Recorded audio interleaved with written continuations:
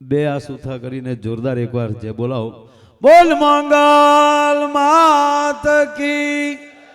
आज के आनंद की, आनंद करावे इसी की, नमः पार्वती पति हर हर महादेव। बस आ साथे આજના કાર્યક્રમના વિરામ આપીએ છીએ। પણ કોઈનો આભાર તો કીર્તિભાઈ મારે શું માનવાનું હોય, બધું પોતાનું જ સમજીને મહેશભાઈથી માંડીને દિગુભા, રાજભા, અમારા રાજુ દાદા, આપ બધાય માતાઓ બહેનો બધાય બસ આવી રીતે માના દરબારમાં આવતા રહેજો। બાકી તો એની ઈચ્છા હોય એ જ અહીંયા આવી શકે, પછી દર્શનાર્થે આવે તોય ભલે અને પ્રોગ્રામ દેવા આવે તોય ભલે, એ માની જ કૃપા હોય છે, એમાં આપણું કાંઈ ગજુ કામ કરતું નથી। આભાર તો એનો માનવાનો હોય કે પછી બીજી વાર ન મળવાનો હોય,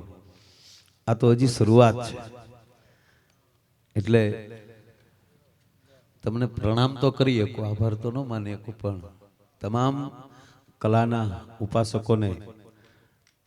ભગુડા ધામ વતી અને એક મોગલ સ્વરૂપ વતી આ બધાના ચરણોમાં પ્રણામ કરું છું। અને સંતો પણ એટલા બધા આવ્યા, રાજભા કાંઈ હદ બહારનું માં આપણી ઉપર કૃપા કરી રહી છે। પૂજ્ય મોરારી બાપુને રાજસ્થાન જવાનું હતું અને દિવસે નીકળે કદાચ 4-5 વાગે, તો હેલિકોપ્ટર અથવા ભાવનગરથી જયપુરની ફ્લાઇટ હતી જ, પણ એક આપણા કાર્યક્રમમાં હાજરી દેવા માટે, કારણ કે અત્યારે સવારમાં એને ડુંગરપુર પહોંચવાનું હતું રાજસ્થાનના, એટલે આપણી વચ્ચેથી થોડા વહેલા વયા ગયા। પણ કહેવાનો મતલબ કે એને કેટલો આપણા ઉપર પ્રેમ, કે એટલું એને બાય રોડ, આપણે જેમાં એ પ્રોગ્રામ પૂરો કર્યો એમ એ તો રસ્તે છે, તો બાપુના ચરણોમાં પણ અત્યારે કોટી કોટી વંદન કરું છું। બસ એ પણ આપણા ઉપર આવી કૃપા વરસાવતા રહે। દરેક ક્ષેત્રના એક એક યુગ પુરુષ હોય છે। ભજન ક્ષેત્રમાં પૂજ્ય નારાયણ બાપુ આ સ્ટેજના યુગ પુરુષ હતા, એની પછી તરત કીર્તિભાઈ આપ્યા આપણને મા મોગલે, આ ક્ષેત્રના યુગ પુરુષ છે। ક્રિકેટરમાં ક્રિકેટ યુગમાં જુઓ તો એ તેંડુલકર યુગ પુરુષ છે, બોલિવૂડમાં અમિતાભ યુગ પુરુષ છે, એમ દરેક ક્ષેત્રમાં તો આજ સંત જગતમાં પૂજ્ય બાપુ એ આપણા માટે એક યુગ પુરુષ છે। અને સર્વશક્તિની શિરમોરમાં એ માંગલના સ્વરૂપ થવાનો આપણે આ કળયુગમાં અવસર મળ્યો છે। આનાથી મોટું બીજું કોઈ આપણે ભાગ ન હોઈ શકે। તો બસ એ જ માની કૃપાથી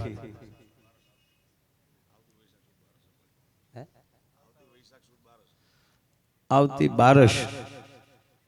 આપણે એમ કહીએ ને 12 ની 13 ન થાય, આપણે ભાગશાળી છે 12 ને 13 બે ધુબાકા કરીએ છીએ। તમે આપણે 12 પ્રોગ્રામ ચાલુ થાય, 13 નો દીવ ઉગીને ક્યાં સીડ્યો છે, અને પાછો 13 એમાં મોગલનો જન્મ દિવસ છે સાહેબ, વૈશાખી 13। એ સિટી વાળા ક્યાં હતો અત્યારે? હવે આને ઊંઘે ન થાવી, બોલો। જીટીપીએલ વાળા એ કંટાળીને વૈયા ગયા, આવડા તો બને ન કરે, આપણે કેટલુંક લાઈવ રાખવું, રોડે રડી જાય। પણ વાત એ છે કે આપણો આ પાટ ઉત્સવ એટલે આપણે ભાગશાળી છીએ સાહેબ, કે માની બારસ ભગુડાના પાટ ઉત્સવનો આનંદ થાય, અને પાછો આ 13 નો આ સવારના પોરમાં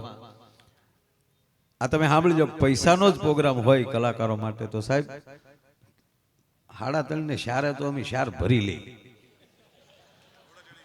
અત્યારે તો ઘરે જઈને હોઈ ગયા હોય ભાઈ, પણ બધા એવા ભાવથી આનંદ કરતા હોય। થોડુંક હું કીર્તિભાઈને હું કહેતો હતો કે હકારવાનું એટલે તીએ તમારી પાસે શું કામ માનો જન્મદિવસનો પ્રભાતનો પોર અને દી ઉગી જાય આપણા બે આ ઉત્સવ માના ઉજવાઈ જાય આપણા આંગણે એટલે બસ હવે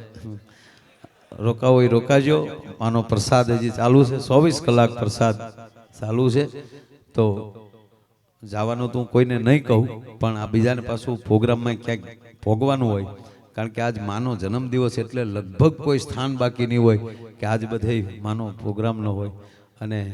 અમે આપણે તો વાક્યા હે ને હા અમે અત્યારે સીધા વાક્યા જવાના હે રાતકા એટલે ખૂબ બધાએ આનંદ કરાયો બસ બરાબર ફરી વાર આપ બધાને વંદન આભાર બસ આ જ રીતે માના આંગણે માના સ્વરૂપથી આવીએ અને આવો નવો શિસ્તથી કાર્યક્રમ રાખીએ કારણ કે એટલું બધું માણા થઈ જાય ને પછી તો હું 12 વાગે 1 વાગ્યો પછી મંદિરમાં વયો ગયો બેઠો બેઠો માળા કરતો હતો કે માં આ તો હવે તારા આધારે બાકી ન સ્વયંસેવકોથી થઈ શકે ન પોલીસોથી થઈ શકે વ્યવસ્થાનો કોઈ જાતનો એમ કહેવાય કે પછી કોઈની જવાબદારી નથી રહેતી એ તો અસ્તિત્વ સાથે માં જ આપણને બધાને સંભાળતા હોય છે સાહેબ ઘડી કેમ થયું ગારું ટેન્શન થાય કે ભાઈ રોડ બધા ચોકો બધું લઈને કોઈને નાનું એવું ફેર જ ચીડ્યા તો તાત્કાલિક કેમ લઈ જાવ મંદિરમાં ગયો તે માય આમ કેમ પડકાર થયો તું સાનો મનો માળા કરીને ભાઈ જોયા કરીને એટલે આ બધું માં કરતા હોય છે ફરી વાર માના ચરણોમાં વંદન કરી આપ બધાએ ખૂબ હાજરી આપી એટલે જય શ્યારામ જય માં મોગલ એકવાર જય બોલી અને આપણે છૂટા પડશું ક્યાં સુધી 12 સુધી આજે 13 થઈ છે અને હવે 12 પાછા માં આપણને આવી રીતે ભેગા કરે અને માં બધાયના ધાર્યા કામ કરે માં પાસે માગવું નહીં કાંઈ એને કંઈક વધારે દેવું હોય ને આપણે થોડુંક એવું હોય 1.5 કિલોનું ધ્યાન ઢેફી જે હોય માગવાનું નહીં એને કહ્યું માં અમારે મજા કરવી છે એટલે માં તો આપે જ છે તો માના શરણો વંદન કરી બોલીએ મંગલ માત કી મંગલ માત કી મંગલ માત કી અસ્તુ જય હો।